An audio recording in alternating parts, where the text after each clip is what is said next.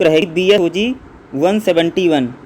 BSOG 171 में जो आज का चैप्टर रहेगा, चैप्टर नंबर क्या रहेगा हमारा, चैप्टर नंबर 2 रहेगा। चैप्टर नंबर 2 क्या है, भारत एक उपनिवेशिक के रूप में, यानी भारत को आज यहाँ पर एक उपनिवेश के रूप में हमारा देश कैसे था उसके बारे में हम यहाँ पर देखेंगे। तो इसमें हमारी बुक में जो रहेगा 2.2 वाला जो रहेगा 2.2 रहेगा औपनिवेशिक काल में भारतीय समाज कैसा था। यानी यहाँ पर जब हमारे देश में औपनिवेशिक शासन चला था, जब यहाँ पर अंग्रेजों का शासन था, ठीक है, जब यहाँ पर अंग्रेजों का शासन था, ठीक, औपनिवेशिक शासन में जब यहाँ पर अंग्रेजों का शासन था उस टाइम पर भारतीय समाज कैसा था, 2.2 में ये रहेगा। 2.3 रहेगा औपनिवेशिक दौरान विभिन्न दृष्टिकोणों का कौन कौन सा है, यानी जब यहाँ पर औपनिवेशिक शासन था तो कौन कौन से दृष्टिकोण, कौन कौन से अप्रोच थी। फर्स्ट अप्रोच है भारतवादी दृष्टिकोण, सेकंड है औपनिवेशिक दृष्टिकोण, थर्ड रहेगी हमारी राष्ट्रवादी दृष्टिकोण। इन्हीं तीनों चीज़ों पर या 4 जो पॉइंट है वो एग्जाम के पॉइंट ऑफ व्यू से काफ़ी इंपॉर्टेंट रहेगा। तो सबसे पहले आप देखिएगा हमारा जो पॉइंट रहेगा 2.2 रहेगा, ठीक है। 2.2 है क्या, औपनिवेशिक काल में भारतीय समाज। उपनिवेशिक जब काल था यहाँ तब उस टाइम पर भारतीय समाज कैसे था उसके बारे में। क्वेश्चन कैसे आता मैं आपको बता देता हूँ। जब जो एग्ज़ाम होते हैं, एग्ज़ाम में क्वेश्चन किस टाइप से पुटअप किया जाता है। देखो मैं क्वेश्चन बोला हूँ, भारतीय समाज पर उपनिवेशवाद के प्रभाव को बताइए। यानी जो हमारा भारतीय समाज था उस पर उपनिवेशवाद के क्या प्रभाव पड़े, उन प्रभावों को बताना पड़ेगा। अथवा करके इसमें क्वेश्चन हो सकता है उपनिवेशवाद काल में भारतीय समाज की स्थिति क्या थी। जब हमारे देश में उपनिवेशवाद था तब हमारा जो भारतीय समाज था उसकी स्थिति किस प्रकार बनी हुई थी, इन्हीं चीज़ों को हम देखेंगे। तो सबसे पहले ध्यान से सुनिएगा, प्रवर्धन यानी वैज्ञानिक और वाणिज्यिक क्रांति जो 14वीं शताब्दी से 18वीं शताब्दी के अवधि में फैली हुई थी, एक बौद्धिक क्रांति। देखो क्या होता है पूरी दुनिया में, या अगर आप देखोगे पूरे वर्ल्ड में क्या था 14वीं शताब्दी से लेकर के 18वीं शताब्दी तक, ठीक है, यानी 14 सेंचुरी से लेकर के 18 सेंचुरी तक क्या हमें देखने को मिलता है, बौद्धिक क्रांति आई थी। 1789 की फ्रांस की क्रांति और औद्योगिक क्रांति ने पूरे यूरोप में राजशाही और चर्च की सदियों पुरानी सामंती व्यवस्था को बहुत तगड़ा झटका दिया। देखो यहाँ पर क्या बताया जा रहा है, आप सबको पता होगा कि फ्रांस में क्रांति होते हैं 1789 में, जिसे हम क्या बोलते हैं फ्रांसीसी क्रांति, और औद्योगिक क्रांति पूरे यूरोप में आई थी। आप सबको पता होगा कि यूरोप के जितने भी देश थे, ठीक है, यूरोप के जितने भी देश थे वहाँ पर क्या हो गया था, औद्योगिकरण हुआ था। जैसे यूरोप के देश में अगर आप बात करोगे, जैसे फ्रांस है, जर्मनी है, हम लोग जिनके गुलाम थे ब्रिटेन में भी अगर आप देखोगे तो वहाँ पर भी औद्योगिक क्रांति आई थी। औद्योगिक क्रांति, और कह सकते हो कि जितनी भी क्रांति है, जैसे फ्रांस में क्रांति आई, औद्योगिक क्रांति हुई, इन चीज़ों ने क्या किया, जो राजशाही थी, यानी वहाँ पर जो सत्ता राजा के द्वारा चलाई जाती थी, राजशाही और चर्चों की, यानी धार्मिक और राजनीतिक, ठीक है, धार्मिक और राजनीतिक जो व्यवस्था थी उस व्यवस्था को क्रांतियों ने, जो क्रांति हुई, ठीक है, इन क्रांतियों या इन आंदोलनों ने उनको बदल के रख देती हैं। माल के बड़े पैमाने पर उत्पादन और कच्चे माल की ज़रूरत ने दुनिया भर के बाजारों को कॉलोनियों की तलाश में यूरोपीय देशों को पीछे छोड़ दिया। देखो क्या होता है, बड़े पैमाने, यूरोप के जितने भी देश थे ना उनमें बड़े पैमाने पर, ध्यान सुनो मैं क्या बोला हूँ, यूरोप के जो देश हैं, चाहे ब्रिटेन है, चाहे जर्मनी है या फ्रांस है, ये जो देश थे इन पर क्या हो गया, इनके यहाँ पर बहुत ज़्यादा प्रोडक्ट बनता था, औद्योगिक क्रांति हो गई, ठीक है। जब पूरे यूरोप में औद्योगिक क्रांति हो गई तो लोग प्रोडक्ट बनाते थे। अब भाई तुम अगर प्रोडक्ट बना रहे हो, प्रोडक्ट को कहीं तो बेचना पड़ेगा। अगर जैसे इंडिया है, इंडिया मान लो पूरे इंडिया में इंडस्ट्री लग गई है, कंपनियां लग गई, कंपनियां जो उत्पादन कर रही हैं, जो प्रोडक्ट बना उस प्रोडक्ट को कहीं तो बेचना ही पड़ेगा। तो पूरे यूरोप में जब औद्योगिक क्रांति चली और पूरे यूरोप में इंडस्ट्री लग गई तो उन इंडस्ट्रियों में जो उत्पादन हो रहा था, जो प्रोडक्शन हो रहा था, उन चीज़ों को बेचने के लिए पूरी दुनिया भर के बाज़ारों में और कॉलोनियों की तलाश करने के लिए यूरोपीय देशों ने ज़रूरत महसूस की।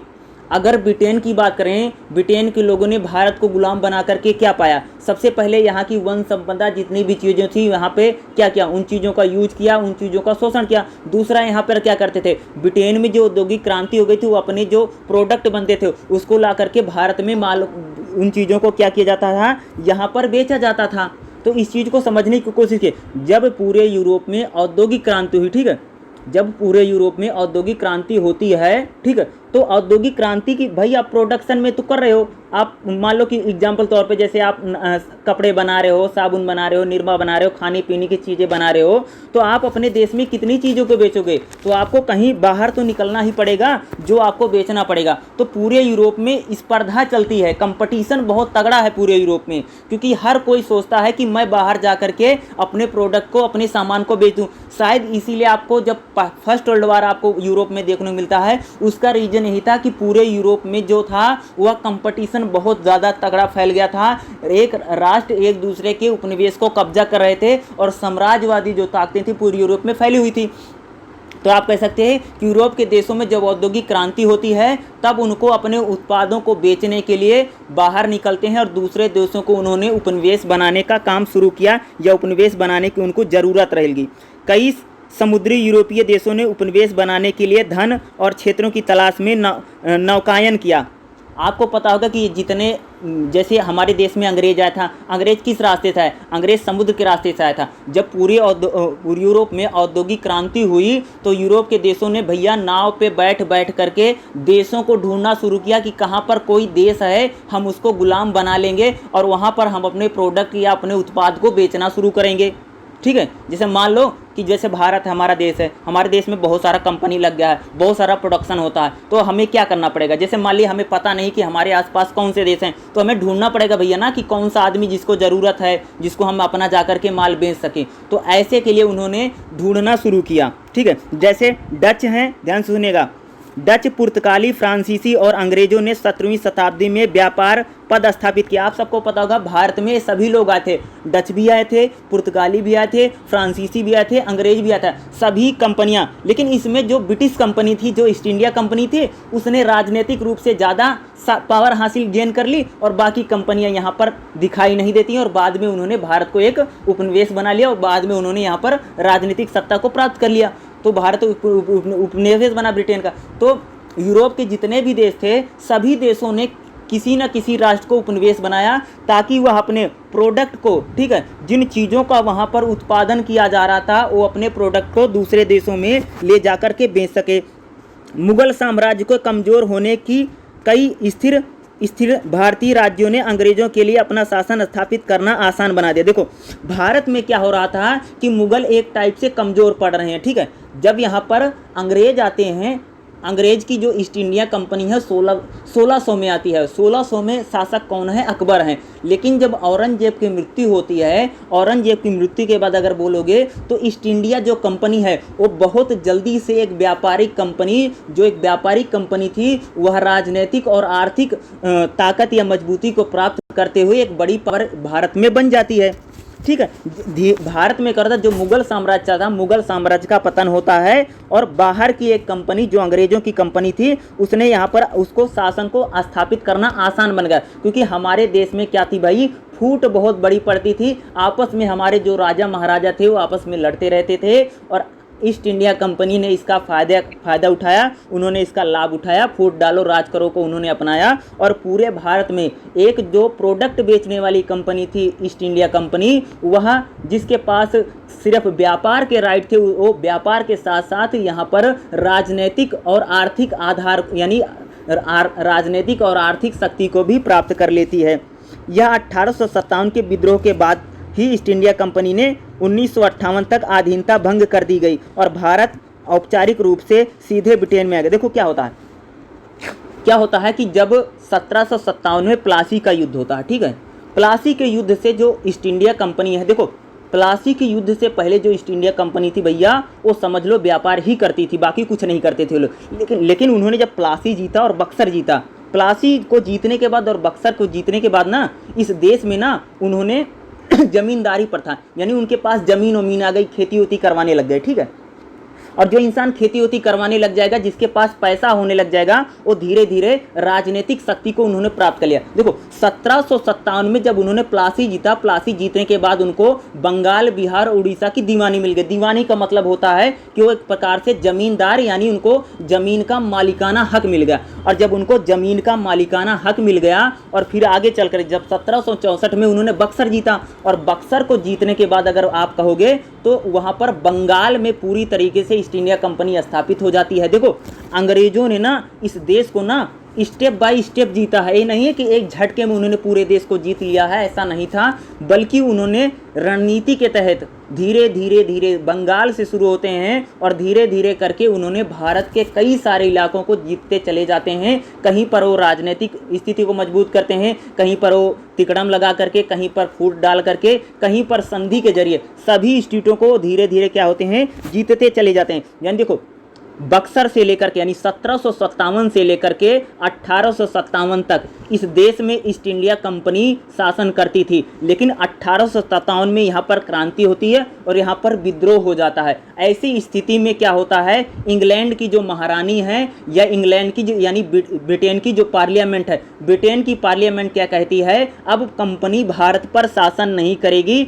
बल्कि अब भारत पर सीधे तौर से ब्रिटेन की पार्लियामेंट उस पर शासन करेगी। यानी आप कह सकते हो कि भारत पर ब्रिटेन का आधिकारिक शासन कब बना, 1857 की जब क्रांति होती है और उस क्रांति के बाद ब्रिटेन ने आधिकारिक रूप से भारत पर शासन करना शुरू किया। उससे पहले भारत पर ईस्ट इंडिया कंपनी क्या करती थी, वो रूल करती थी। अब सीधे तौर से यानी 1858 में सीधे तौर से इस पे कौन शासन करने लगा, ब्रिटेन के अंतर्गत हमारा देश आ गया और भारत औपचारिक रूप से सीधे ब्रिटेन के शासन में आ गया। 19वीं शताब्दी के मध्य तक ब्रिटिश उपमहाद्वीप के अधिकांश हिस्से पर नियंत्रण रहा। भारत पर ब्रिटेन शासन लगभग 200 वर्षों तक चला, जिसे ईस्ट इंडिया कंपनियों ने व्यापारियों के रूप में शासन किया था। सबसे पहले यहाँ पर ईस्ट इंडिया कंपनियाँ थी जो एक व्यापारिक कंपनी होती है और बाद में वही व्यापारिक कंपनी राजनैतिक और आर्थिक आधार शक्ति को गेन करती है और बाद में जब वह नाकामयाब होती है, उसको विद्रोह का सामना करना पड़ता है 1857 की क्रांति के बाद, सीधे यहाँ पर ब्रिटेन की महारानी या आप सीधे कह सकते हो कि ब्रिटिश पार्लियामेंट के अंतर्गत भारत का पूरा नियम और कानून यानी शासन पद्धति उनके अंडर में आ जाती है और लगभग 200 वर्षों तक, कितने, लगभग 200 वर्षों तक भारत पर ब्रिटेन का शासन रहा, यानी ब्रिटेन की पार्लियामेंट ने भारत पर शासन किया। भारत में ब्रिटिश शासन के दौरान भारतीय समाज में काफ़ी बदलाव आए, यानी हमारा समाज जो था वह काफ़ी बदलता है जब यहाँ पर ब्रिटिश आते हैं। जैसा कि अंग्रेजों ने भारत के धन को छीन करके भारत को लूटा। देखो अंग्रेज क्या करते थे, भारत के संसाधनों का ज़्यादा से ज़्यादा क्या करते थे, यूज करते थे। देखो ब्रिटेन में तो भाई कंपनी लग गई है, कंपनी में जो तुम्हें चीज़ बनानी पड़ेगी, जो प्रोडक्ट बनेगा उसके लिए कच्चा माल चाहिए। कच्चा माल कहाँ से जाएगा, कच्चा माल भारत से जाता था, ठीक है।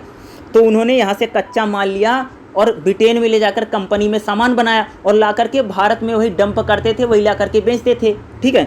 तो उन्होंने ज़्यादा से ज़्यादा यहाँ से चीज़ों को लेकर गए और अपना माल बाज़ार में ला करके उन्होंने भारत को उन्होंने मार्केट के रूप में यूज किया, ठीक है। भारत की अर्थव्यवस्था पूरी तरीके से प्रभावित हुई। भारत में गरीबी, भूखमरी, तमाम समस्याएं जो होती यहाँ पर बढ़ती हैं। भारतीय हस्तशिल्प उद्योग पूरी तरीके से बर्बाद हो जाता। देखो समझने की कोशिश करो, जब इस देश में अंग्रेज आए थे और जब ईस्ट इंडिया कंपनी आई थी तो भारत का जो उद्योग था वो बहुत अच्छा था, बहुत बेहतर था। जैसे मैंने आपको इतिहास में बताया था, वहाँ पर मैंने आपको क्या बताया था कि एक अंग्रेज अपनी डायरी में लिखता है कि मेरे घर की अलमारियों में भारतीय कपड़े और मेरी रसोई में भारतीय मसाले भरे पड़े हैं, ठीक है। एक अंग्रेज लिखता है, अपनी डायरी में लिखता है। देखो भारतीय जो प्रोडक्ट थे वो ब्रिटेन में बहुत बिक रहा है। अब देखो भारत में जब इतना ज़्यादा अच्छा प्रोडक्ट है, इतनी ज़्यादा अच्छी चीज़ें हैं, तो ब्रिटेन के उत्पाद कैसे बिकेंगे। तो उन्होंने, अंग्रेज़ों ने क्या किया, भारत के जो उद्योग थे उन उद्योगों को उन्होंने क्या किया, धीरे धीरे ख़त्म करने का प्रयास किया। पहले तो क्या किया, भारत का जो कपड़ा बिकने के लिए, जो मसाले बिकने के लिए ब्रिटेन जाता था ना, उस पर उन्होंने बहुत ज़्यादा एक्साइज ड्यूटी लगा दी, यानी उस पर बहुत ज़्यादा टैक्स लगा दिया ताकि भारत के चीज़ों को कोई अंग्रेज खरीदे ना। पाबंदी भी लगा दी। अब मान लो महंगा सामान कौन खरीदेगा। अगर भारत से यहाँ से 1 रुपये जाता था, ब्रिटेन में 2 रुपये का बिकता था, अब वही चीज़ 10 रुपये की बिकेगी तो कौन खरीदेगा भैया, कोई नहीं खरीदेगा। इससे क्या हुआ, भारत में जो उद्योग था वह धीरे धीरे पतन की ओर बढ़ा। दूसरा क्या हुआ, भारत में जो प्रोडक्ट बनता था वह हाथ से बनाया जाता था। और आप सबको पता होगा ब्रिटेन में औद्योगिकरण हुआ था, वहाँ पर कंपनी लगी थी और कंपनी में जो प्रोडक्ट बनता था वह सस्ता बनता है और जल्दी बनता है। और भारत में जब ब्रिटेन से बने कपड़े आए तो भारतीय जो कपड़े थे उनसे सस्ते थे। क्या थे, उनसे सस्ता था। अब मान लो कि कोई इंडियन आदमी है, ठीक है, कोई हमारे देश का आदमी है, वो कौन सा कपड़ा खरीदेगा? मान लो 2 कपड़े, एक भारतीय है वो 150 का मिल रहा है, और एक मान लो कि इंग्लैंड का कपड़ा, ब्रिटेन का बना कपड़ा वो 50 रुपये मिल रहा, तो हम लोग कौन सा कपड़ा खरीद? 50 वाला ही तो खरीदोगे। यानी भारतीय उद्योग के लिए क्या एक शब्द यूज किया जाता है? भारतीय उद्योग के लिए खरीदार या इसके संरक्षक समाप्त हो गए। जिस प्रकार ने यहाँ पर पूरी हम जितनी भी हमारी देसी रियासतें थी, देसी रियासतें क्या करती थी? हमारे उद्योगों को संरक्षण देती थी। भाई जब देसी रियासतें खत्म हो गई, हमारे राजा महाराजा धीरे धीरे समाप्त होने लगे थे और पूरा देश ब्रिटेन के अंदर में आया, तो हमारे जो उद्योग थे उनको जो सपोर्ट था वो सपोर्ट सिस्टम हट गया। और दूसरा क्या था? भारतीय उद्योगों के जो खरीदार थे, भारत के लोग ही भारतीय प्रोडक्ट को इसलिए नहीं खरीद रहे थे क्योंकि वो बहुत महंगा था। आप सबको पता होगा अगर कोई चीज़ हाथ से बनाई जाती है तो महंगी होगी, ठीक है, लेकिन वही मशीन से बनेगी भैया सस्ती बनेगी, कम टाइम में बनेगी। जैसे रंग वंग डालना होगा तो मशीन वाला कपड़ा देखने में भी अच्छा होगा, तो सस्ता भी था, अच्छा भी था। और इसीलिए भारतीय जो उद्योग होता है उनका धीरे धीरे पतन हो गया और ब्रिटेन के बने जो उत्पाद थे बड़ी संख्या में भारत में आकर के बिकने लगे। यह सबसे बड़ा आर्थिक तौर पे और व्यापारिक तौर पे सबसे बड़ा परिवर्तन भारत में देखने को मिलता है। भारत से जो पूरा उद्योग था, हमारे जो उद्योग थे वह पूरी तरीके से खत्म, बिल्कुल पूरी तरीके से पतन हो गया उनका, ठीक है। और भारत की अर्थव्यवस्था पूरी तरीके से खराब हुई। भारतीय हस्तशिल्प उद्योग बर्बाद हो गया क्योंकि ब्रिटेन की मशीनों से उत्पादित वस्तुओं के मेल नहीं खाते थे। इसके अलावा भी कई परिवर्तन हुए। हमारी कृषि में सबसे बड़ा परिवर्तन आया जब यहाँ पर अंग्रेजों का शासन था। अंग्रेजों ने क्या किया? भारतीय जो एग्रीकल्चर सेक्टर था उसको उन्होंने पूरी तरीके से बर्बाद कर दिया। क्या किया उन्होंने? इतना ज़्यादा टैक्स लगाया, इतना ज़्यादा कर लगाया उन्होंने, इतना ज़्यादा वहाँ पर टैक्स लिया जाता था या इतना ज़्यादा वहाँ पर कर लिया जाता था कि किसान जो बेचारा था वह टैक्स भर ही नहीं पाता था। वो अपने खेत को छोड़ करके भाग जाते थे। कहीं कहीं पर उन्होंने ज़मींदारी प्रथा लगाई, जिन्हें हम क्या बोलते हैं, जिन्होंने उन्होंने बंगाल और वहाँ पर परमानेंट सेटलमेंट जो उन्होंने लगाया, ठीक है, ये कई प्रकार के उन्होंने जैसे कई प्रकार के टैक्सेस लगाए। तो किसानों पर इतने ज़्यादा टैक्स लगाए, वहाँ पर ज़मींदारी पर था या खेती में इतना ज़्यादा परिवर्तन आया, ठीक है। दूसरा, यहाँ पर जो खेती होती थी वह पूरी तरीके से कैसी खेती होने लग गई हमारे देश में? नकदी फसलों का उत्पादन ज़्यादा होने लगा। नकदी फसलें का मतलब होता है ऐसी फसलें या वह फसलें जिनको हम बेच करके तुरंत बाजार में मुनाफा कमा सकते हैं। यानी हमने खाद्यान्न फसलों का उत्पादन कम कर दिया। खाद्यान्न का मतलब होता है भैया जैसे गेहूं है, चावल है, मक्का है, जौ है, बाजरा है, जिनको हम खाते पीते हैं। और नकदी फसल का मतलब होता है जैसे हम गन्ने का उत्पादन करें, जूट का यानी कपास जिसे बोलते हैं, अफीम का उत्पादन करें, नील का उत्पादन करें। अब बताओ, नील कोई खाएगा थोड़ी, जूट कोई कपास थोड़ी खाएगा, और नील में जो कपड़ा उसको हम थोड़ी खाएंगे, अफीम थोड़ी कोई खाएगा। यानी अंग्रेज उन चीज़ों का खेती में उन फसलों का उत्पादन करवाने लगे जिनको वह ब्रिटेन की कंपनी में कच्चा माल यूज होता था। जब हम भारत का किसान नकदी फसलों का उत्पादन करेगा, बाजार के अनुसार उत्पादन करेगा, तो खाने पीने की वस्तुएं जो होती थी उनका उत्पादन कम होने लग गया और भारत में खाद्यान्न पदार्थों की कमी हुई। इसीलिए भारत में गरीबी और भुखमरी की समस्या बढ़ी और बहुत ज़्यादा उन्होंने क्या कर दिया, टैक्सेस को भी बढ़ा दिया। ये सारे परिवर्तन कह सकते हो कि भारतीय उद्योग धंधों पर पड़ा, या कह सकते हैं हमारी कृषि व्यवस्था पर।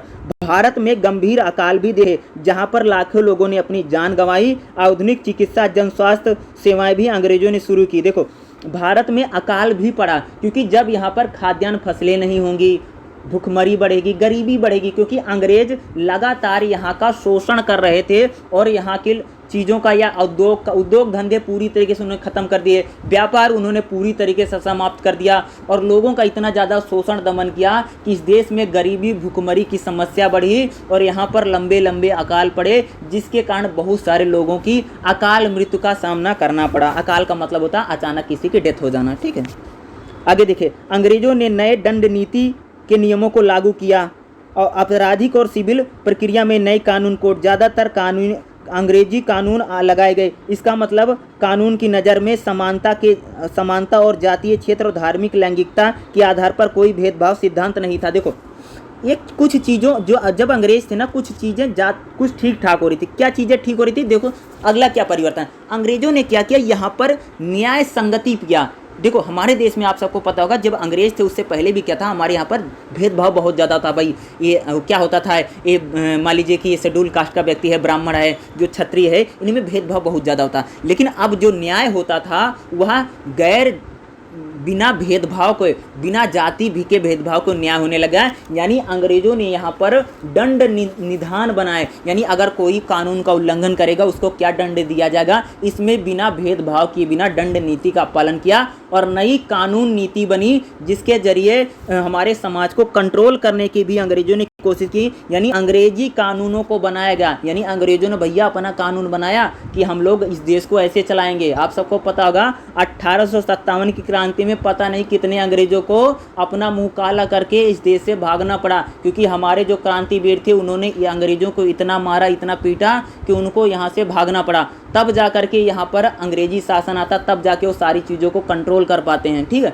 तो मेरा कहने का वही मतलब है कि वो अंग्रेज जो थे उन्होंने हर चीज़ को अपने अनुसार और अपने फायदे के लिए उन्होंने यूज किया। उन्हें बिल्कुल ये परवाह नहीं थी भारत की जनता पर, भारत के लोगों पर, आने वाले इस देश के भविष्य पर क्या प्रभाव पड़ेगा। उन्हें सिर्फ अपना लाभ कमाना था और अपने ज़्यादा से ज़्यादा पैसा प्राप्त करने के लिए वो सारे नियम और कानून उन्होंने इस देश पर बनाए और लागू किए। ठीक है, आगे देखिए, कानूनी क्षेत्राधिकार के साथ कई सामाजिक सुधार भी संभव है। हमारे देश में कई सामाजिक सुधार भी होते हैं। जैसे हमारे देश में क्या था, जैसे हमारे देश में सती प्रथा होता था ना, आप सबको पता होगा, जिसमें महिलाएं को पति के साथ अग्नि में उनको बैठना पड़ता था। जिसका पति मर जाता है, हस्बैंड की डेथ होने के बाद महिला को सती जब कराया जाता है, इसी सती प्रथा थी। विवाह आयु को बढ़ाया, यानी बाल विवाह पर उन्होंने भैया रोक लगाया। महिलाओं की शिक्षा के लिए काम किया। ठीक है, महिलाओं की शिक्षा के लिए यह कुछ भारतीय जैसे राजा राम मोहन राय हैं, ईश्वर चंद्र विद्यासागर हैं, अन्य लोगों के नेतृत्व में अंग्रेजों ने, यानी उन्होंने परिवर्तन, समाज में कुछ परिवर्तन है, यानी कह सकते हो जिन्हें हम सोशल रिफॉर्म बोलते हैं, यानी सामाजिक परिवर्तन भी हमें देखने को मिला। कई सारे सोशल रिफॉर्म भी हुए। आधुनिक शिक्षा का शुभारंभ, यानी भारत में जो एजुकेशन पॉलिसी है उसको भी चेंज किया गया।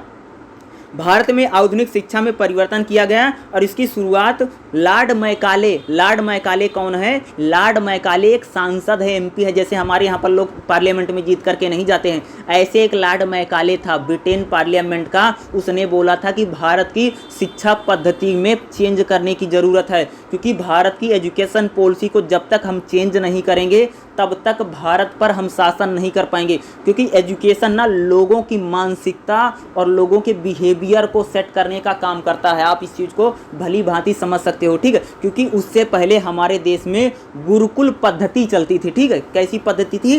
गुरुकुल पद्धति थी। और प्रेजेंट टाइम का जो इंडिया का एजुकेशन सिस्टम है वह पूरी तरीके से अंग्रेजी सिस्टम है, जिसको बनाने का श्रेय किसको जाता है? लॉर्ड मैकाले एक अंग्रेज था भैया। ठीक है, उसने बनाया था।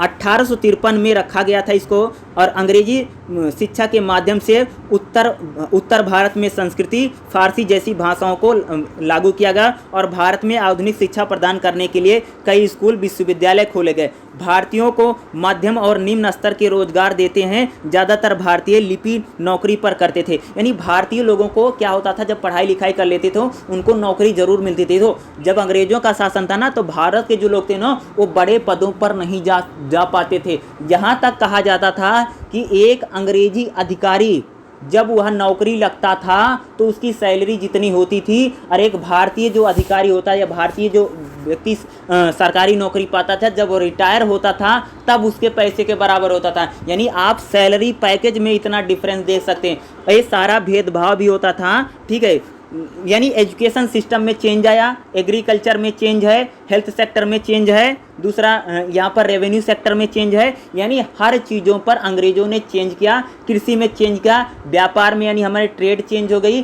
सारी चीज़ों में अंग्रेजों ने यहाँ पर उसके विपरीत प्रभाव पड़े और कई सारे परिवर्तन, सोशल रिफॉर्म किया, समाज में भी परिवर्तन किया। सती प्रथा, बाल विवाह और विधवा पुनर्विवाह, कई सारे कानूनों को उन्होंने इस देश में लागू करने का प्रयास किया, जिसमें राजा राम मोहन राय और ईश्वर चंद्र विद्यासागर के सपोर्ट से उन्होंने समाज में सोशल रिफॉर्म करने का भी अंग्रेजी शासन में यहाँ पर प्रयास हुए।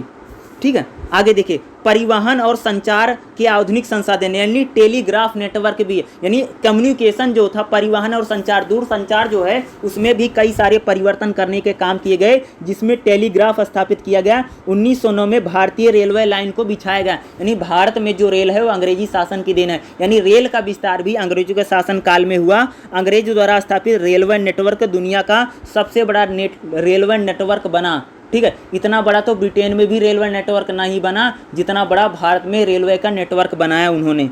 आगे देखिए, नेक्स्ट हमारा जो रहेगा, आगे देखेगा, आधुनिक उद्योगों की शुरुआत की गई जिससे भारत में एक नए पेशेवर वर्ग के पेशेवर में वृद्धि हुई है और जाति व्यवस्था में बदलाव है, यानी भारत में कुछ थोड़ी बहुत उन्होंने उद्योगों की शुरुआत की। दूसरा, यहाँ पर जो पेशेवर वर्ग था और यहाँ पर जो जाति व्यवस्था थी, कास्ट जो थी, उसमें भी थोड़ा बहुत परिवर्तन आया। जिस प्रकार छुआछूत थी, इन चीज़ों में थोड़ा बहुत बदलने का उन्होंने प्रयास, लेकिन बहुत व्यापक परिवर्तन आया ऐसा नहीं था, लेकिन उनको जिसमें ज़्यादा लाभ होता था वो लोग वही काम करते थे। ठीक है, महात्मा गांधी, ठीक है, तिलक जैसे नेताओं के मार्गदर्शन में अंग्रेजों के शोषण, शासन, आधुनिक विचारों, रक्षा के प्रभाव से राष्ट्रवादी आंदोलन उभरा।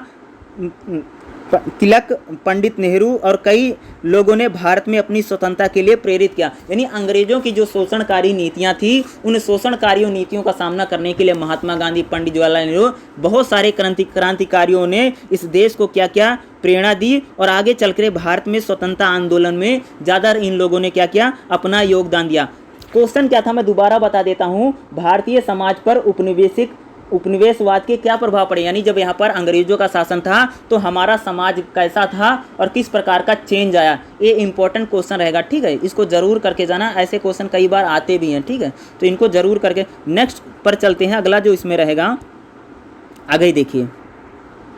ठीक है, नेक्स्ट पार्ट जो इसमें है, इसमें देखेगा 2.3 रहेगा, उपनिवेशवाद के दौरान विभिन्न दृष्टिकोणों का उद्भव, यानी जब यहाँ पर उपनिवेशवाद था, यानी जब अंग्रेजों का शासन था तो कौन कौन से दृष्टिकोण उभरे, कौन कौन सी अप्रोच आई। तो सबसे पहली जो अप्रोच है उसको हम बोलते हैं भारतवादी दृष्टिकोण या भारतवादी अप्रोच। ठीक है, इसको देखिएगा। ठीक है, जैसे क्वेश्चन क्या आता है, क्वेश्चन ऐसे आ सकता है, भारतवादी दृष्टिकोण क्या है, भारतवादी की बुनियादी धारणाओं का उल्लेख कीजिए। देखो ध्यान से सुनिएगा, उपनिवेशवाद के दौरान भारतीय संस्कृति और समाज का विश्लेषण और व्याख्या करने के लिए विभिन्न दृष्टिकोणों का प्रयोग, यानी देखो उपनिवेश जब हमारा देश था, जब उपनिवेशवाद चला था हमारे देश में, अंग्रेजों का शासन था, तो उस टाइम पर हमारे समाज का विश्लेषण करने के लिए, यानी भारतीय समाज को समझने के लिए और भारतीय संस्कृति को समझने के लिए कई सारे दृष्टिकोणों यानी विभिन्न दृष्टिकोणों का प्रयोग किया जाता है, जिसमें से भारतवादी दृष्टिकोण एक प्रमुख दृष्टिकोण है। ठीक है, एक क्या होता है, ध्यान से सुनिएगा। यूरोपीय शासकों ने विभिन्न जातीय समूहों और संस्कृतियों के लोगों पर शासन किया। देखो की प्रबल इच्छा थी, जो यूरोप है, ठीक है, यूरोप के लोग क्या चाहते थे, वो पूरी दुनिया पर शासन करना चाहते थे और पूरी दुनिया पर जातीय और सामूहिक संस्कृतियों पर लोगों का शासन करने की उनमें प्रबल इच्छा थी। इसलिए उन्होंने शासितों के जीवन और संस्कृतियों का अध्ययन करने के लिए तात्कालिक रुचि पैदा हुई। अब इसको समझो, ये क्या कह रहे हैं, एक कह रहे हैं कि जो यूरोप के लोग हैं ना, वो दूसरे लोगों पर शासन करना चाहते हैं। ठीक है, दूसरों लोगों पर शासन करना चाहते हैं, दूसरे के देश को हड़पना चाहते हैं अगर मैं बोलूं, या वहाँ का यूज करना चाहते थे, उसको कॉलोनी बना करके। अब देखो, अगर आपको किसी को गुलाम बनाना है, ठीक है, अगर आपके किसी देश को गुलाम बनाना है ना, तो उसके देश को भैया समझना पड़ेगा। ठीक है, यानी जब अंग्रेज यहाँ पर शासन करने आया तो अंग्रेजों ने भारत के लोगों को समझा, भारत के लोगों का नज़रिया क्या है, भारत के लोगों की मेंटलिटी क्या है। देखो, अगर आपको किसी पर शासन करना, किसी को अपने कंट्रोल में लेना, अपने कब्जे में करना है, तो उस व्यक्ति को पूरे माइंडसेट को समझना पड़ेगा। जिस प्रकार से मैं बता रहा हूं, उसी प्रकार से अगर आपको किसी देश को अपने अंडर में लेना है या उन लोगों को अपने मन मुताबिक काम करवाना है, तो उन लोगों का कैसे, वो लोग कैसे हैं, उनकी सभ्यता कैसे, उनकी संस्कृति कैसे, उनका खान पान, यानी उनका पूरा कैरेक्टर, उनका पूरा बिहेवियर कैसा है, उनका नज़रिया और उनका दृष्टिकोण कैसा है, इस चीज़ को समझना बहुत ज़्यादा ज़रूरी है।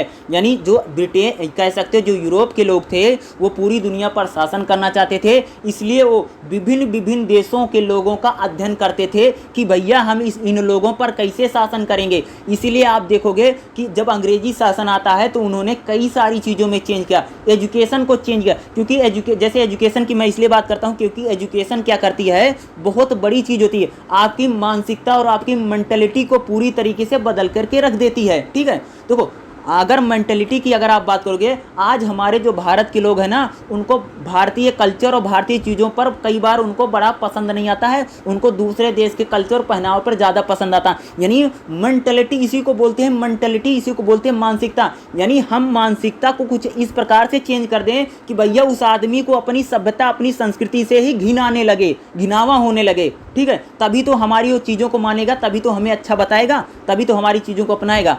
ठीक है, तो इसी को बोलते हैं जब तक हम किसी का अध्ययन नहीं करेंगे। इन चीज़ों का अध्ययन किया गया ताकि दूसरे राष्ट्रों पर या दूसरे देशों पर क्या किया जा सके, उन पर शासन किया जा सके। ठीक है, बोर्ड कोहेन ने तर्क दिया कि ब्रिटेन प्राच्यवादी यानी भारतीय भाषाओं का अध्ययन नियंत्रण और आदेश की उपनिवेश परियोजना में महत्वपूर्ण है। देखो एक क्या है बोलते हैं, कोहेन क्या है, एक थिंकर है। ठीक है, ये क्या कहता है कि सबसे पहले हमें क्या करना पड़ेगा, भारतीय भाषाओं का अध्ययन करना पड़ेगा। यानी वहाँ पर जो लैंग्वेजेज हैं उनका अध्ययन करना पड़ेगा और उनके आदेश क्या हैं, उनके आदेशों को देखना पड़ेगा। कोलकाता के फोर्ट विलियम में कॉलेज की स्थापना की गई। साथ ही युवा प्रशासनिक अधिकारियों को संस्कृत और अन्य भारतीय भाषाओं और संस्कृति का परीक्षण दिया गया। जो अंग्रेज अधिकारी थे ना, उनको संस्कृत सिखाई गई, उनको संस्कृत बताई गई। जो अंग्रेजों के अधिकारी थे उनको संस्कृत में प्रशिक्षण दिया गया ताकि वो लोग संस्कृत को सीख सकें और संस्कृत को सीख करके भारतीय सभ्यता और भारतीय कल्चर को जान सकें। ठीक है, प्लासी युद्ध की अवधि 1757 के बाद हम ब्रिटिश प्रशासकों के बाद फ्रांसीसी संस्कृति और स्थानीयता का बढ़ावा रुझान पाते हैं, जिसने भारत के समाज और संस्कृति को व्यापक विश्लेषण किया। ठीक है, जब 1797 में प्लासी जीता तब उन्होंने सोचा कि हमें भारत को समझना पड़ेगा, क्योंकि अगर हमें भारत पर लंबे समय तक, ठीक है, अगर हमें भारत पर लंबे समय तक या लॉन्ग टाइम तक शासन करना पड़ेगा तो इनकी भाषा को, इनकी सभ्यता को, इनकी कल्चर को पहचानना पड़ेगा। उन्होंने उनके जो अंग्रेजी अधिकारी होते थे उनको संस्कृत सिखाना शुरू किया, उनको बताना शुरू किया और भारत की जो अलग अलग देसी भाषाएं होती, जो हमारे कल्चर होता था, उनको समझने के लिए उनको ट्रेनिंग देनी शुरू की।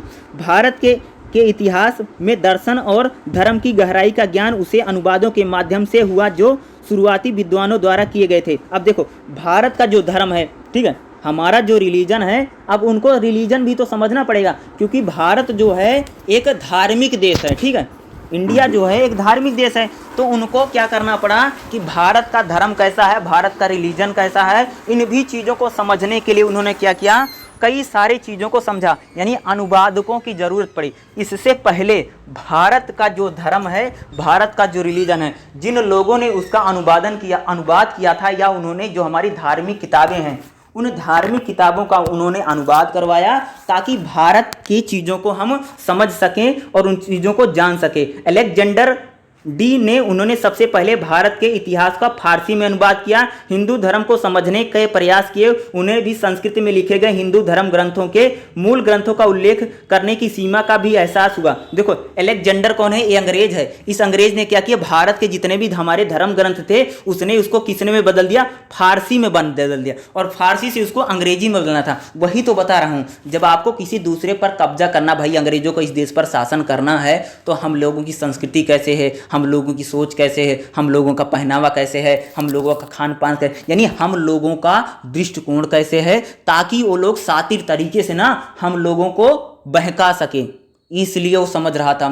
ठीक है, यानी हम लोगों पर शासन कर सके। ठीक है, यानी हम लोगों पर शासन कर सके, यानी ये लोग सोचते कैसे, इनकी विचारधारा कैसे, इनकी मानसिकता कैसे है, हम इनको कैसे भ्रष्ट बना सकते हैं, हम इनको धार्मिक आधार पर, जाति आधार पर या किस आधार पे हम इसको लड़ा सकते हैं। इसलिए उन्होंने भारत के जितने भी धार्मिक ग्रंथ थे उनको उन्होंने समझने का प्रयास किया। उन्हें भी संस्कृत में लिखे गए हिंदू धर्म ग्रंथों के मूल ग्रंथ का उल्लेख नहीं करने की सीमा का एहसास दिलाया।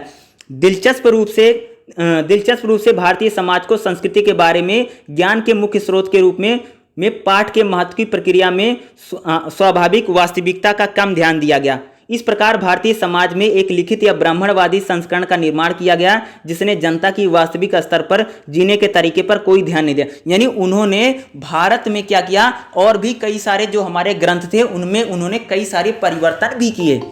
ठीक है, अंग्रेजों ने क्या किया कि ऐसा नहीं था कि वो यहाँ की चीज़ों को उन्होंने पढ़ा जाना, बल्कि हमारे जो भी धर्म ग्रंथ थे उन धर्म ग्रंथों में क्या कई सारी चीज़ों को बदलने का भी प्रयास किया, कई सारे परिवर्तन किए। 18वीं सदी के बाद उन्होंने एल्डोगल्डा दृष्टिकोण में अधिक व्यवस्थित वर्णन किया, कुछ अवधारणा, सिद्धांतों और आयामों की योगदान दिया। विद्वानों ने दावा किया कि यह भारतीय सभ्यता को के अध्ययन से लिया गया है। इन विद्वानों का दृष्टिकोण भारतीय समाज की समझ और उनकी संरचना में काफी हद तक शास्त्रीय संस्कृत ग्रंथों और साहित्य के अध्ययन पर आधारित थी। स्कूल ऑफ इंडोलॉजी ने एक पारंपरिक संस्कृति और उच्च सभ्यता की उपस्थिति की ओर ध्यान आकर्षित किया जो एकता की झलक को प्रदर्शित करता था। हालांकि इसकी गलती यह मानने है कि भारत के रूप में एक समरूप आबादी है जिसे सभ्यता के निचले और लोकप्रिय स्तर को स्वीकार करने से इनकार कर दिया जाता है। देखो, उन्होंने भारत को क्या किया, समझने का प्रयास किया। ठीक है, भारतवादी दृष्टिकोण क्या है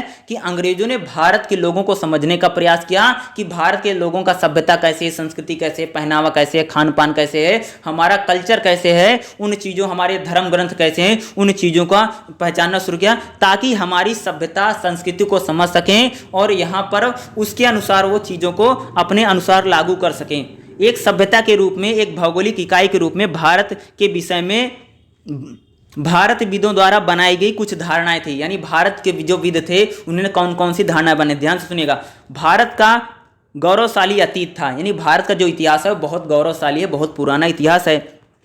इसे समझने के लिए प्राचीन में लिखी गई पवित्र पुस्तकों के संदर्भ में लिया जाना चाहिए। भारत की दार्शनिक और सांस्कृतिक परंपराएं इन ग्रंथों में नहीं थी। यानी भारत जो है उसका गौरवशाली इतिहास है और भारत को समझने के लिए हमारे जो पुराने ग्रंथ हैं जैसे रामायण है, महाभारत है, गीता है, पुराण है, इन धर्म ग्रंथों के द्वारा ही इन्हें समझा जा सकता है भारत को। इन प्राचीन पुस्तकों से भारतीय संस्कृति और समाज के वास्तविक विचारों का पता चलता है। यानी जब हम भारत की धर्म ग्रंथों के पढ़ेंगे तो भारत की जो क्या है विचार कैसे, हमारा समाज कैसा है, इन चीज़ों को हम जान पाएंगे। भारत के भविष्य के विकास को समझने के लिए इन पुस्तकों को समझना चाहिए। यानी भारत को अगर समझना है, भारत का भविष्य कैसा है, भारत का विकास कैसा है, उसको समझने के लिए ये पुस्तकें क्या होंगी, बहुत महत्वपूर्ण होंगी। प्राचीन भारतीय ग्रंथों के अध्ययन को प्रोत्साहित करने के लिए संस्कृत और फारसी साहित्य और कविता सीखने के लिए संस्थानों की स्थापना। यानी अंग्रेजों ने क्या किया, अंग्रेजों ने संस्कृत सीखी, फारसी सीखी ताकि वह हमारे धर्म ग्रंथों को पढ़ सकें। हमारी जो कविताएं हैं, जो कहानियां हैं,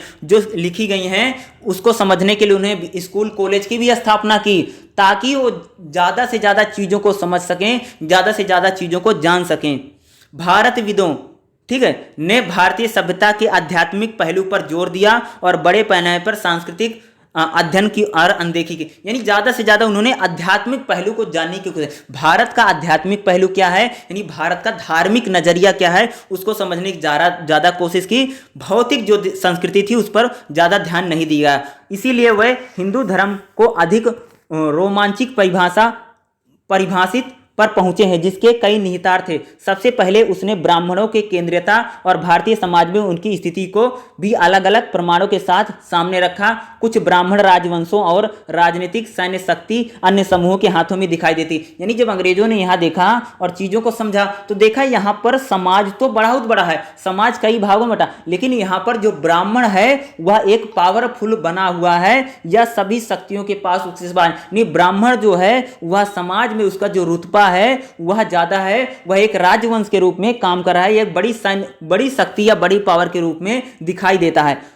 तथा दूसरे, इसने भारतीय समाज के एक सीमित दृष्टिकोण को जन्म दिया और उसने एक समय होते हुए ऐतिहासिक बदलाव की बात की कि दूर कई क्षेत्रीय भिन्नता शामिल तो नहीं है जिसके परिणाम स्वरूप लोगों द्वारा नित्यप्रत जीवन किए गए स्वाभाविक व्यवहार रीति रिवाज के बजाय ग्रंथों का, यानी उसने भारत के रीति रिवाजों का, धार्मिक ग्रंथों का, ये जितनी भी चीजें होती हैं उन सभी चीजों का क्या क्या उन्होंने अध्ययन किया। ठीक है, उन सभी चीजों का अध्ययन किया ताकि वह चीजों को समझ सकें। जैसे आपने मैक्स मुलर का भी नाम आप सबने सुना है ना, मैक्स मुलर हैं, दुनिया भर के जितने अंग्रेज थे इन सभी ने क्या किया, भारत के इंटेलिजेंस या प्राच्यवादी दृष्टिकोण से थे, इन लोगों ने भारत को समझने की कोशिश की ताकि भारत के नजरियों को, ठीक है, ताकि इंडिया का नजरिया क्या है, यानी देश का पैमाना क्या है, उस चीजों को समझने के लिए उन्होंने इन सारे दृष्टिकोणों को लागू किया। ठीक है, मैक्स मुलर और कई सारे जितने अंग्रेज थे उन्होंने अलग अलग उनके बुकें भी लिखी गई, उन्होंने भारत पर क्या क्या नजरिया व्यक्त किया। देखो,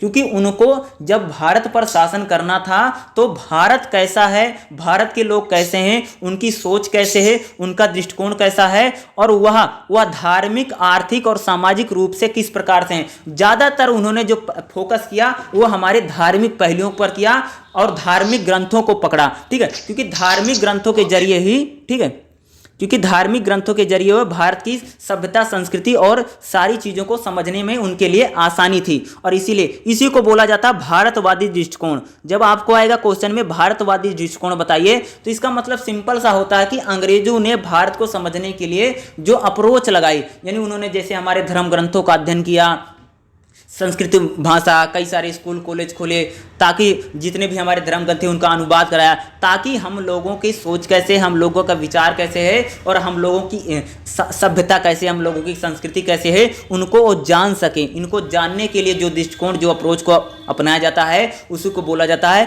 भारतवादी दृष्टिकोण, यानी भारत को भारत के नज़रिए से देखना, इसको ये बोला जाता है भारतवादी दृष्टिकोण। का मतलब अगर एक लाइन में बोलें तो क्या होता है कि भारत को भारत के लोगों के नज़रिए से देखा। यानी देखो, अंग्रेज आए, अंग्रेज अगर भारत को अपने एंगल से देखेगा तो गलत हो जाएगा। भारत को भारत के लोगों की नज़रिए से देखोगे तब आप देश को ज़्यादा समझ पाओगे, और तब आपको शासन करने में या आपको रूल करने में या आपको नियम कानून बनाने में ज़्यादा आसानी होगी, और आपको कम से कम समस्या का सामना करना पड़ेगा। ये उन्होंने काम किया। अगला जैसे है भारत का उपनिवेशिक दृष्टिकोण क्या है। अगला देखते हैं कि उपनिवेशिक दृष्टिकोण क्या है, ध्यान से सुनिएगा। ठीक है, क्वेश्चन क्या रहेगा, भारत के औपनिवेशिक दृष्टिकोण की चर्चा कीजिए। देखो इसमें क्या रहेगा, क्वेश्चन इसी प्रकार से है, भारत का प्रशासनिक दृष्टिकोण क्या था। देखो, पारंपरिक भारतीय समाज के अध्ययन में ब्रिटिश उपनिवेशिक रुचि भारतीय समाज के आगे के अध्ययन की नींव रखने में उपयोगी सिद्ध है। देखो, अंग्रेजों ने जिस प्रकार से समझने के लिए या औपनिवेशिक भारतीय रुचि थी उसने आगे भी बढ़ाया।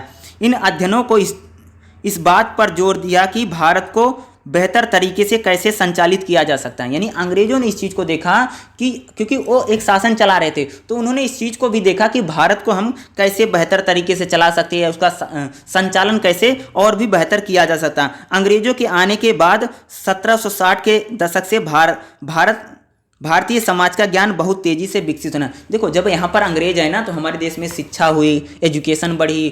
ठीक है, तो जब एजुकेशन बढ़ी, हम लोगों ने कह सकते हैं अंग्रेजी भाषा के द्वारा, या विदेशी लोग जब हमारे भारत के लोग दूसरे दुनिया से या ब्रिटेन से पढ़ के आए, तब हमारे समाज में व्यापक परिवर्तन आया। एक एग्जाम्पल आपको बताता हूँ। देखो, अंग्रेज आते हैं बंगाल में, ठीक है, बंगाल में अंग्रेज आते हैं और सबसे पहले बंगाल के लोग ही ब्रिटेन पढ़ने जाते हैं। आपने सुना जैसे राजा राम मोहन राय हैं, ईश्वर चंद्र विद्यासागर हैं, ये कहाँ के लोग हैं? राजा राम मोहन राय, ईश्वर चंद्र विद्यासागर कहाँ के हैं? ये सब बंगाली हैं। देखो, जब अंग्रेज बंगाल में आया तो बंगाली लोग ना सबसे पहले ब्रिटेन पढ़ने गया, इंग्लैंड पढ़ने गया, और जब वो ब्रिटेन से पढ़ के आया तब उसको पढ़ा, अरे अंग्रेज तो हम लोगों का दमन कर रहा, हम लोगों का तो शोषण कर रहा। अरे आपको एक चीज़ बता दूं आपको मैं, इस देश को लगभग 100 वर्षों तक पता ही नहीं चला कि इस देश पर अंग्रेज शासन कर रहे हैं। आप इसको बड़ी वैसे आप समझ सकते हैं। देखो, 1757 से लेकर के, ठीक है, 1757 से लेकर के और 1857 के बीच में इस देश के लोगों को पता ही नहीं चला कि हम लोग गुलाम हो चुके हैं या हम लोगों पर शासन किया जा रहा। ये तो बंगाल के लोग विदेश पढ़ने गए थे, उन लोगों ने आके बताया कि आपको तो अंग्रेज गुलाम बनाया है, आप काम कर रहा है। क्योंकि वो लोग बाहर पढ़े, तब जाकर के इस देश में क्रांति होती, तब इस देश में आंदोलन, तब जाके इस देश में आंदोलन। महात्मा गांधी को अगर आप देख रहे हो कि महात्मा गांधी क्या करें, महात्मा गांधी को भैया लोगों को बता रहे हैं कि अंग्रेजों ने तुमको गुलाम बना लिया है, चलो बाहर घर के निकल के आओ और अंग्रेजों को दूर भगाओ। तो आप इस चीज से समझ सकते हो कि हमारा जो भारतीय समाज है उसकी मानसिकता कैसी है, उसकी मेंटलिटी कैसे है। क्योंकि हमारा जो समाज है वो क्या है कि भाई जब तक उसके स्वयं के ऊपर नहीं पड़ेगी तब तक वो कोई एक्शन नहीं लेगा, एक्शन नहीं लेगा। एक किताब है पृथ्वीराज रासो, चंद्र बरदाई की लिखी हुई पुस्तक है। चंद्र बरदाई उसमें क्या लिखता है कि उसमें बोलता है कि कोई राजा हो, यानी हमारे भारतीय समाज पर और भारतीय लोगों पर कोई राजा हो कोई महाराजा हो, इससे उनको फर्क ही नहीं पड़ता है, इससे उनको कोई प्रभाव ही नहीं पड़ता है। चंद्र बरदाई की बुक में पहली बुक है जो विदेशी ने लिखी है। और इस बात इसीलिए तो इस देश में जितने भी आक्रमणकारी आते थे, जितने भी बाहरी लोग आते थे, वो सफल क्यों हो गए? क्योंकि हमारी देश को, जनता को ये लगता है कि कोई राजा हो कोई महाराजा हो, हम पे क्या फर्क पड़ेगा, हमको तो वैसे ही जीवन जीना, हमारे ऊपर जो है हमारा जीवन तो पहले से ही वैसे है, इसमें कोई परिवर्तन नहीं है। ऐसे हमारे समाज की मेंटलिटी है, ऐसे हमारे समाज की मानसिकता है। ये देश लगभग इतने लंबे समय तक गुलाम रहा, अंग्रेजों को मैं बता रहा हूं 100 वर्षों तक लोगों को पता एहसास ही नहीं था इस बात का कि ये देश गुलाम है, अंग्रेज इसको रूल कर रहे हैं। वो तो बाकी लोग दुनिया फिर विदेश में पढ़ने गए तो उन्होंने बताया कि भैया तुमको अंग्रेज ने गुलाम बना रखा है, ऐसी ऐसी बात है, ऐसी ऐसी चीजें हैं। यानी आप इस पैमाने से आप समझ सकते हो कि इस देश की मेंटलिटी को, इस देश की मानसिकता को बेहतर। आज भी अगर मैं आपको बताऊं कि अगर किसी के ऊपर अगर कोई चीज पड़ती नहीं तो उससे उसको व्यक्ति को कोई मतलब नहीं है, ठीक है। तो इसीलिए जब इस देश में महात्मा गांधी के आंदोलनों को भी अगर आप देखोगे तो महात्मा गांधी के आंदोलनों को अगर आप थोड़ा नजरिए से और थोड़ा डीप में अगर उसको सोचोगे तो महात्मा गांधी के आंदोलन क्या है, कुछ नहीं है, सिर्फ यही है कि लोगों को बताते हैं कि चलो आंदोलन करो। आंदोलन इसलिए करना है क्योंकि अंग्रेजों ने हमारे देश को हड़प लिया हो, यहां पर शासन करो, उसको भगाना है, सिंपल सा रूल है ये। तब भी काफी लोग नहीं आते हैं और इसलिए बार बार महात्मा गांधी को अपने आंदोलनों को पीछे लेना पड़ जाता है। पीछे इसलिए लेना पड़ जाता है क्योंकि जब आंदोलन स्वतः समाप्त होगा, जैसे मान लीजिए कि आपने आंदोलन किया, आपने तो एक बार लोगों में हवा भर दी, चलो भैया अंग्रेजों को भगाना है, लोगों में हवा, लोगों में उत्साह, लोग तो कुछ दिन रहेंगे लेकिन कुछ दिन के बाद लोग खुद भाग जाएंगे। क्योंकि ज्यादा लंबे समय तक जो शांतिपूर्ण आंदोलन होता है वह लंबे समय तक चलते नहीं है, ठीक है। जो अहिंसक आंदोलन होते हैं उनको लंबे समय तक चलाना बहुत मुश्किल होता है, ठीक है।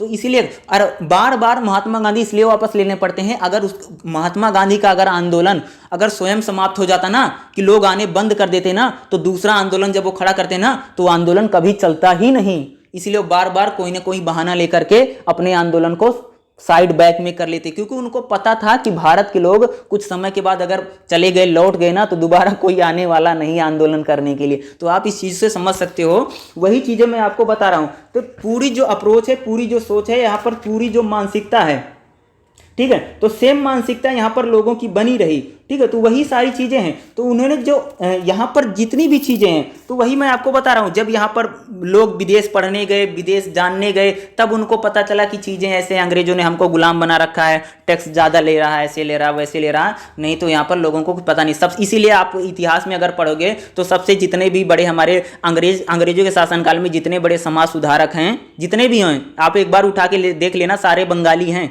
बंगाली क्यों है? रीजन है क्योंकि बंगाल में सबसे पहले अंग्रेज और बंगाली सबसे पहले विदेश पढ़ने गया ना, अंग्रेजों के यहाँ वही पढ़ने गया। और बंगाल का सबसे ज्यादा शोषण भी हुआ क्योंकि सबसे पहले वहीं पर आए और बंगालियों को ही सबसे ज्यादा इस देश में मार पड़ी सबसे पहले, ठीक है। तो ये सारी चीजें हैं, तो आप इससे ज्यादा बेहतर समझ सकते हैं। देखो आगे क्या है, देखो बाइबल के अनुवादों की आवश्यकता भी महसूस की गई। मिस्रियों ने भारत के विभिन्न हिस्सों के आधुनिक शिक्षा के प्रसार में मदद की। इसके साथ ही उन्होंने अन्य पिछड़े समुदायों में आदिवासी और गरीबों के उत्साह का उर्वर्धन किया। प्राच्यवादी और धर्म प्रचारकों ने इस बात को स्वीकार किया और सहमति दी कि धार्मिक विचार और व्यवहार सभी संरचनात्मक को स्थापित करें। पवित्र ग्रंथों के ज्ञान के नियंत्रण के माध्यम से ब्राह्मणों की प्रधानता पवित्र परंपरा को रखने वाले के रूप में थी और इनके द्वारा 4 वर्ण ब्राह्मणवादी सिद्धांत को स्वीकार किया। 4 वर्णों के सदस्य विवाह के माध्यम से जातियों के मूल अंतर को देखा गया, जबकि प्राच्यवादियों ने एक प्राचीन भारतीय सभ्यता को अत्यधिक प्रशंसा की।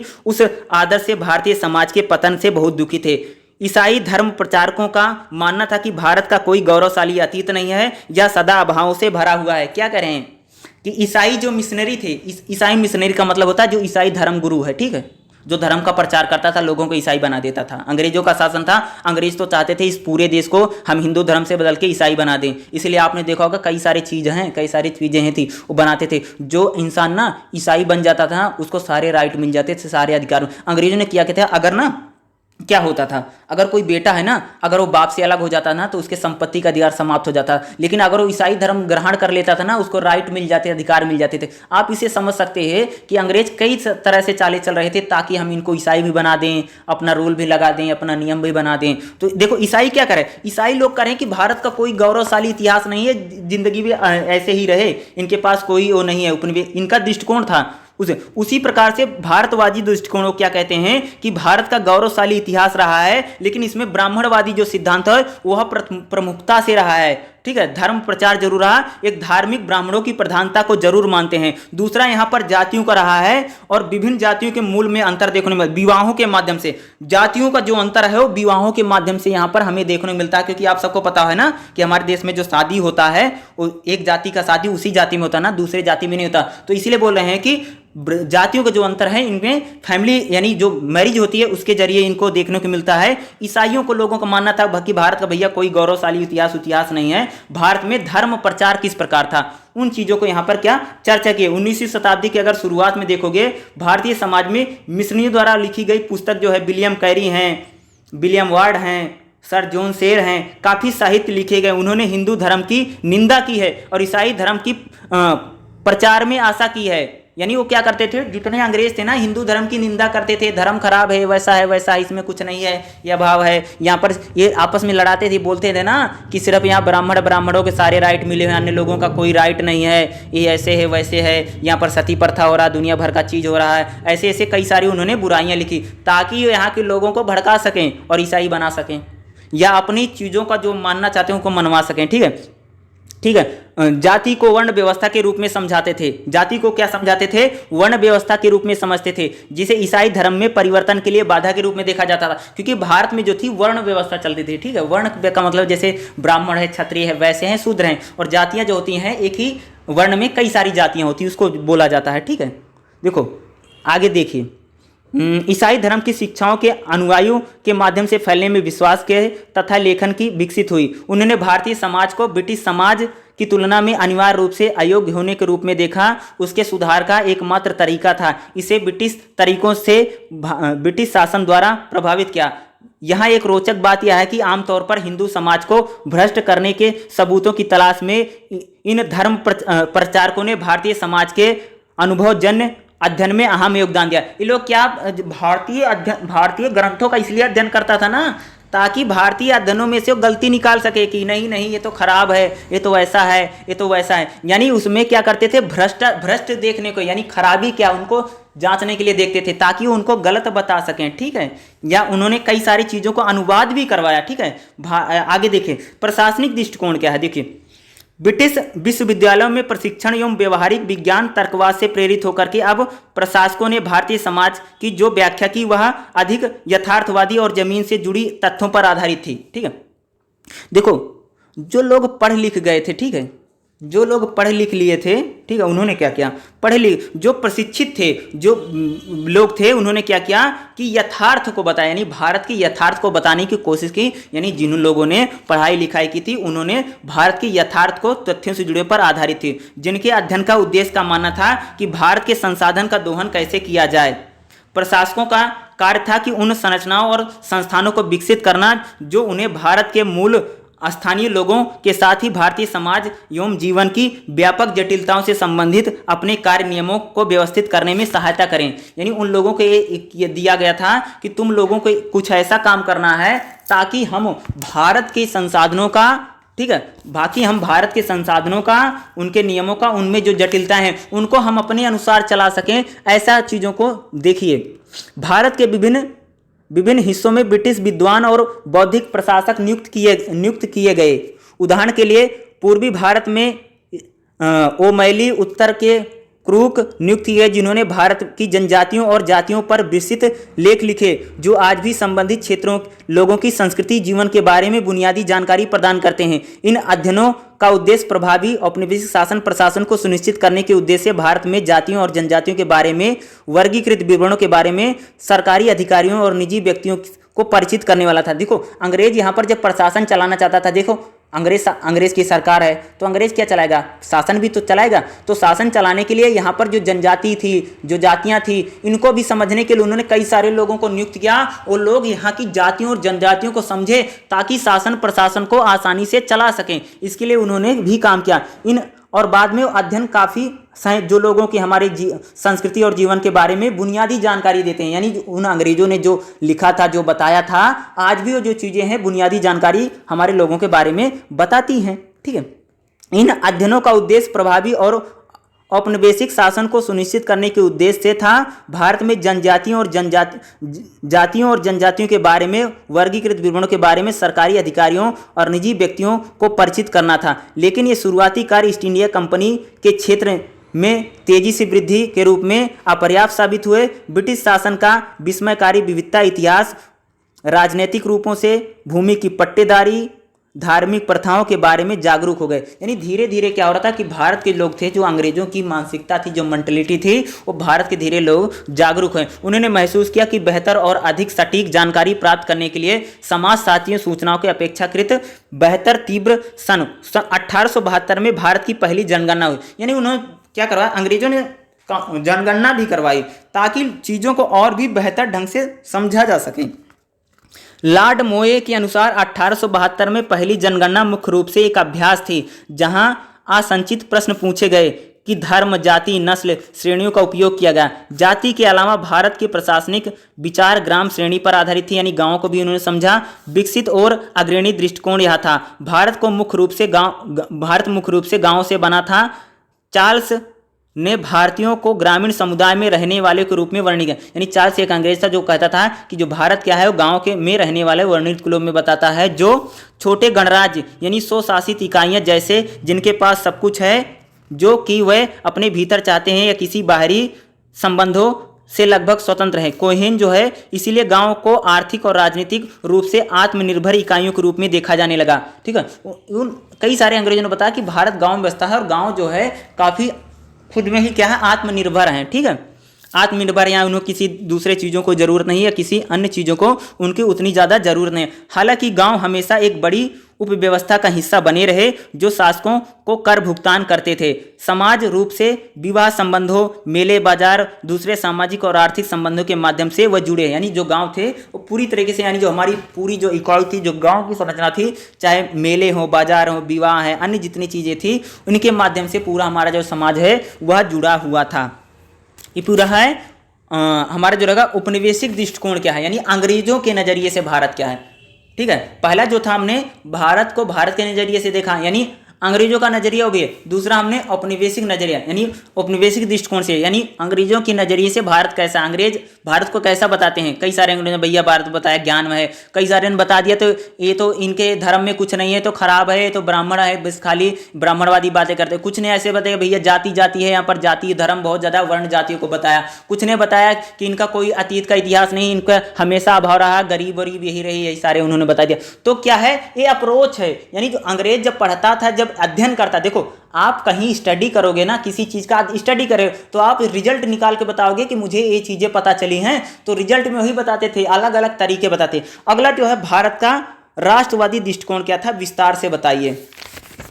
ये भी आपके लिए इंपॉर्टेंट रहेगा, राष्ट्रवादी दृष्टिकोण क्या है, इसको मैं थोड़ा सा शॉर्ट में बताने की कोशिश करता हूँ। ठीक है, भारत का राष्ट्रवादी दृष्टिकोण देखो, ब्रिटिशों के भारत आने से पहले भारत पहले विभिन्न छोटे छोटे राज्यों, रियासतों और राजवंशों में विभक्त था। यानी जब यहाँ पर अंग्रेज नहीं आए थे तो हमारे देश में छोटी छोटी देसी रियासतें हुआ करती थी, छोटे छोटे राजा हुआ करते थे। धर्म, संस्कृति, भाषा और क्षेत्र के संदर्भ में इनकी विविधता के कारण यह व्यापक रूप से माना जाता था। और भारत एक राष्ट्र नहीं बन सकता है क्योंकि इसमें एक सामान्य संस्कृति, भाषा और एक सामान्य इतिहास नहीं था, बल्कि इसमें बहुत अधिक विविधताएं थी। यानी ये माना जाता है कि भारत एक राष्ट्र नहीं बन सकता, क्योंकि हमारे देश में बहुत ज़्यादा विविधता है, भाषा को लेकर के, धर्म को लेकर के, जाति को लेकर के, हर चीज़, यानी बहुत ज़्यादा वो क्या है, भिन्नता है, यानी भिन्नता बहुत ज़्यादा, धर्म अलग है, अलग अलग है, भाषाएं अलग अलग हैं, रीति रिवाज अलग अलग हैं, यानी एक देश के रूप में इसको नहीं, राष्ट्र के रूप में नहीं माना जाता था, या ठीक है। ये एक संस्कृति, भाषा और एक सामान्य इतिहास नहीं था, बल्कि इसमें बहुत अधिक क्या थी, विविधता यानी अंतर था। जबकि एक राष्ट्र के रूप में उपमहाद्वीपीय पहचान की समानता थी, यानी अगर देखोगे एक राष्ट्र के रूप में उपमहाद्वीप में इसकी पहचानता और समानता जरूर थी, किंतु राष्ट्र के रूप में नहीं थी। यानी हमारा जो था एक राष्ट्र के रूप में, राष्ट्र राज्य के रूप में हमारी जगह नहीं थी। अंग्रेजों से आज़ादी के बाद एक पूर्ण भारतीय राज्य का उदय हुआ। जब अंग्रेज यहाँ से चले गए तो हमारे देश में क्या, एक फुल स्टेट, ठीक है, हमारा पूरा देश एक हुआ और पूरे देश में एक जैसा कानून, एक जैसा नियम और सारी चीज़ें बनी। यानी हम राष्ट्र राज्य के रूप में इस देश का उदय हुआ जब अंग्रेज यहाँ से देश को आज़ाद करके गया। औपनिवेशिक शासन के कई पहलू हैं जिसने भारत को राष्ट्रवाद को आकार देने में मदद की। यानी अंग्रेजों औपनिवेशिक शासन के दौरान क्या हुआ, कई सारी ऐसी चीज़ें जिन चीज़ों ने भारत के लोगों को एकजुट किया। भैया किसान को शोषण करते तो पूरा किसान एक हो गया, मजदूर का शोषण किया पूरा मजदूर एक हो गया, राजाओं का शोषण किया सारे राजा महाराजा रियासतें एक हो गई, ठीक है। तो हमारा अंग्रेजों ने ऐसा शोषण किया कि इस देश के जो लोग थे, जो अलग अलग जातियों, अलग अलग धर्मों, अलग अलग संप्रदायों में बटे हुए थे, उन लोगों ने एक संगठन के रूप में, एक मजबूती के रूप में कैसे एक साथ आ जाते हैं और फिर उन्होंने भारत में इसी कारण राष्ट्रवाद का उदय होता है, ठीक है। इस प्रकार से अंग्रेजों ने शोषण किया कि इस देश का पूरा जो व्यक्ति था वह सभी लोग एकजुट का। 1857 की क्रांति में अगर आप देखोगे पूरा उत्तर भारत एक हो गया था, दक्षिण नहीं था। लेकिन धीरे धीरे करके क्या होगा, जैसे जैसे महात्मा गांधी के आंदोलन क्या थे, हर आंदोलन में क्या होता है कि धीरे धीरे उनका आंदोलन बहुत ज़्यादा फैलता चला जाएगा, यानी पूरा देश उस आंदोलन का पार्ट बनेगा। यानी भारत में इसके जरिए क्या हुआ, राष्ट्रवाद का उदय हुआ और उसके बाद हमारा पूरा देश एक राष्ट्र राज्य के रूप में जिसका उदय होता है। और जब ये देश आज़ाद होता है हम वन नेशन के रूप में आते हैं, ठीक है। इसमें से कुछ पहलुओं और कारकों को नीचे दी गई हैं जिनका राष्ट्र विचार के रूप में उदय हुआ। देखिए क्या है, अंग्रेज एक विलक्षण प्रशासनिक दायरे में भारतीय समाज के विविध वर्गों को लाए। साथ ही उन्होंने विभिन्न आधुनिक संस्थान जैसे नौकरशाही, पश्चिमी शिक्षा, कानून, संचार, प्रिंटिंग प्रेस आदि की शुरुआत की। इन संस्थानों और प्रतिष्ठानों ने भारतीय लोगों के साथ साथ उनके प्राकृतिक संसाधनों को दोहन करने के लिए औपनिवेशिक शक्ति की मदद की। इसके विपरीत ये भारत के विविध लोगों के संदर्भ में एक ढांचे, देखो अंग्रेज कुछ चीजें जब अपने फायदे के लिए करते थे तो कई सारी चीजें ऐसी थी जो लोगों को एक जोड़ने का काम किया। जैसे कौन सी चीजें, शिक्षा ने जोड़ने का काम किया, कानूनों ने, संचार ने, प्रेस ने, प्रिंटिंग प्रेस ने, ठीक है। पूरी तरीके से इन चीजों ने क्या इस देश के लोगों को एकजुट करने का काम किया। अंग्रेजों के अधीन पोषित औपनिवेशिक व्यवस्था ने औपनिवेशिक विरोधी आंदोलनों को जन्म दिया।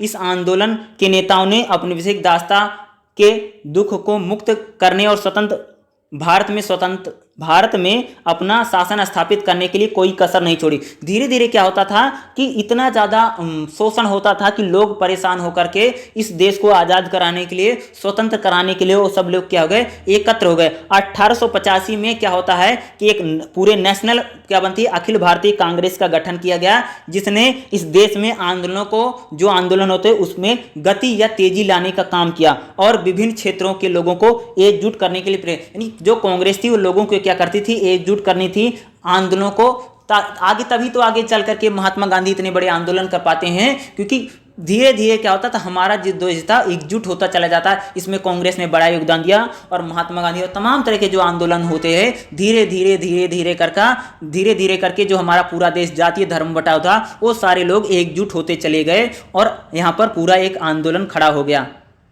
नेक्स्ट रहेगा, आधुनिक भारतीय राष्ट्रों के संस्थापकों ने उन विविधताओं को एक करने के लिए, जैसे सामान्य भाषा हिंदी, सामान्य ध्वज, राष्ट्रीय गान आदि को संगठित करने के लिए प्रतीकों का निर्माण किया। यानी हम लोगों ने एक भाषा, एक ध्वज, एक राष्ट्रीय गान, इसके लिए हमने किए कई सारे काम किए, यानी एकता को दिखाने के लिए हमने कई सारी चीज़ों को अपनाया। इस प्रकार भिन्नताओं के बावजूद विविधता में एकता की भावना पैदा की, जिसे व्यापक रूप से विविधता में एकता के कारकों के रूप में वर्गीकृत किया। हालांकि गांधी, नेहरू, तिलक, पटेल जैसे स्वतंत्रता सेनानियों ने आंदोलन को तेज करने के लिए भारत के राष्ट्रवादी आंदोलन में अहिंसा, असहयोग, सविनय अवज्ञा आदि जैसे नए आम जोड़ने का काम किया। यानी हमारे देश में क्या है भाई, एक झंडा, एक निशान, एक राष्ट्रगीत, तथा जैसे हमारे जैसे राष्ट्रीय आंदोलन में क्या रहा, अहिंसा, असहयोग, सविनय अवज्ञा और नई चीज़ों को जोड़ने का काम हुआ। यूरोपीय राष्ट्रवाद के यूरोपीय मॉडल के विपरीत भारतीय राष्ट्रवाद के संदर्भ में उपनिवेशिक विरोधी आंदोलन ने भी बड़ी भूमिका निभाई। कई विद्वानों का तर्क है कि भारत का स्वतंत्रता संग्राम राष्ट्रीय से अधिक उपनिवेशवाद विरोधी था। यानी हम क्या था, हम लोग उपनिवेश का विरोध कर रहे थे। यानी हम क्या कह रहे हैं, यहाँ पर ध्यान सुनिएगा कि कई विद्वानों का मानना है भारत का राष्ट्रीय स्वतंत्रता संग्राम जो था उपनिवेशवाद विरोधी था। यानी भारत का जो स्वतंत्रता संग्राम था राष्ट्रीय से अधिक, यानी नेशनल आज़ादी को अगर माने तो एकजुट नहीं, बल्कि हम लोग उपनिवेश को विरोध करने के लिए एकजुट हो गए थे। ठीक है। संघर्ष ने समाज के सभी वर्गों को अंग्रेजों के खिलाफ, यानी संघर्ष इतना ज़्यादा था, शोषण इतना ज़्यादा था कि भारत का जो पूरा समाज था, भारत के जो पूरे लोग थे, उनको एक मंच पर ला करके खड़ा कर दिया। हिंदू मुस्लिम एकता को प्रबल मिला। जो हमारा देश विभिन्न विभिन्न जातियों बढ़ रहा हुआ था, जो छुआछूत थी, वो सारी चीज़ों का क्या हुआ, धीरे धीरे कम होती चली गई और पूरे देश को जो लोग थे उनमें एकजुट होते चले गए। इसी को बोलते हैं भारतवादी दृष्टिकोण। यानी जो पूरा भारत विभिन्न विभिन्न जातियों, विभिन्न विभिन्न संप्रदायों, विभिन्न विभिन्न धार्मिक जनजातियों में बटा हुआ था जो अंग्रेजों के आने से पहले, लेकिन अंग्रेजों ने इतना ज्यादा शोषण किया कि पूरा देश धीरे धीरे एकजुट होता चला गया। ठीक है।